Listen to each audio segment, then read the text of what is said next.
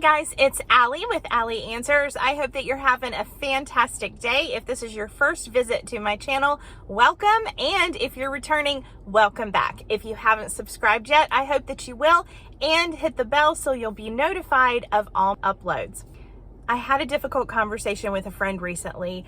Her father was terminally ill, and she asked me, she said, would you actually consider having your parent die in your home while you have a child there? My answer was absolutely.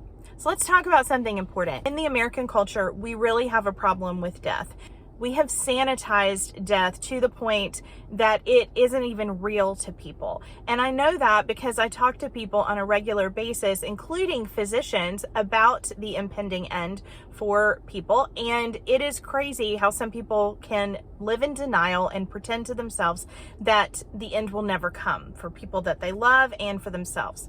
I think that we've actually done ourselves an injustice. For hundreds of years, people honored those who passed by taking care of them in their own home.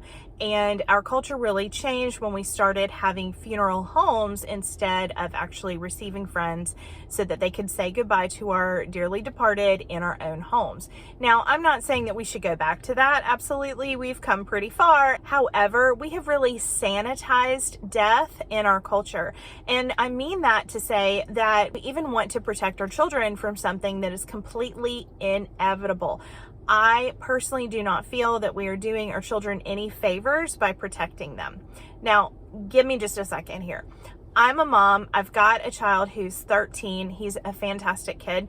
And he grew up in assisted living and memory cares with me, meaning he went to work with me a lot of times on the weekends. If I had to run in at night to take care of something, he was there. He came after school and did his homework sometimes at the communities where I worked. So he was always surrounded by what we called the grandmas and grandpas. So he got used to, from the very first part of his life, from being an infant, he got used to being around seniors, and he got used to loss. I had a large family, and I was used to going to funeral homes and saying goodbye to lots of extended relatives. I'm from a town in North Carolina where it seemed like we were related to everybody. So I did grow up going to funeral homes.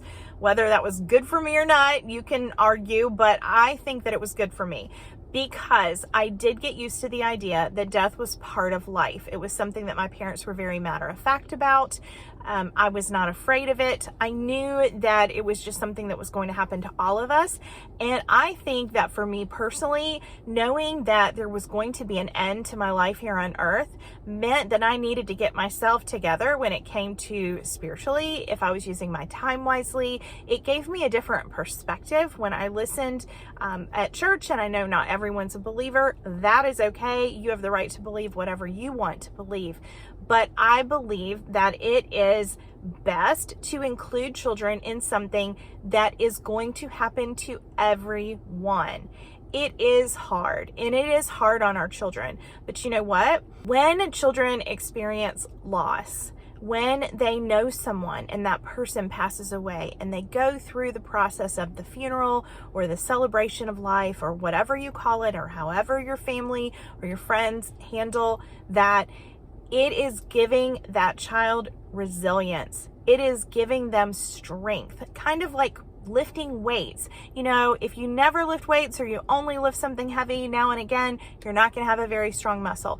But if on a regular basis you do a little bit of exercise here and there, it strengthens your muscles. Well, unfortunately, dealing with hard things requires that kind of muscle. You need to be able to deal with hard stuff, and losing people that we love is hard. We cannot protect our children from the fact that death is going to happen. The longer we put off the real life conversations, the harder it is.